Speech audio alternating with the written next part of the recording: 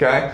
So a lot of Jews are converted to Christianity and Islam, but there are a lot of Jews who do not, and they settle throughout the world. Okay? Let's look at Europe at this point.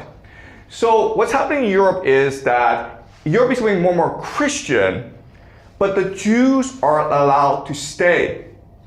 And what will happen over time is that they will be persecuted, massacred, and expelled from many different places in Europe. I'm not sure if you can see this map clearly, but the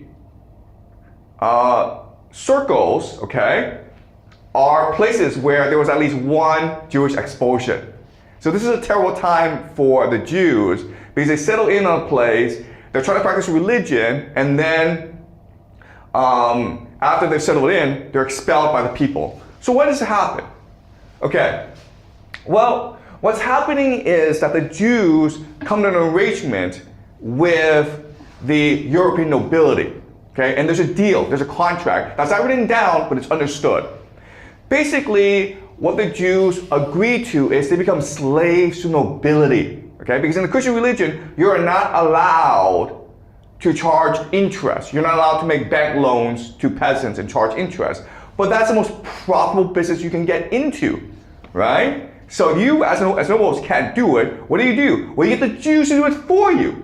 But not only that, but you get the Jews to also manage your property. Jews are actually very good at industry and trade. There's a Jewish diaspora, right? So the Jews make very good merchants because they're able to access different networks around the world. That's very important if you're the elite.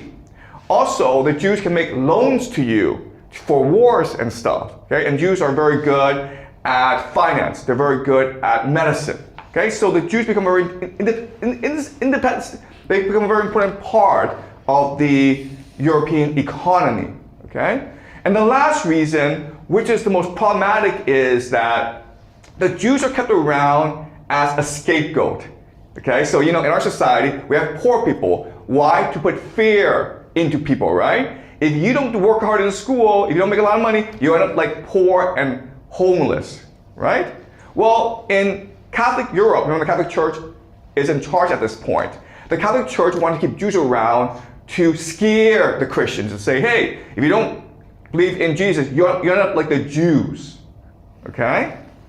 And so what happens is that this arrangement is fine when the economy is good, but what happens when the economy is bad? What happens when people are angry? The Jews get blamed, right? Because the Jews are the ones who are loan sharks. The Jews are the ones who killed Jesus. The Jews are the ones who are causing all the spiritual pollution, right?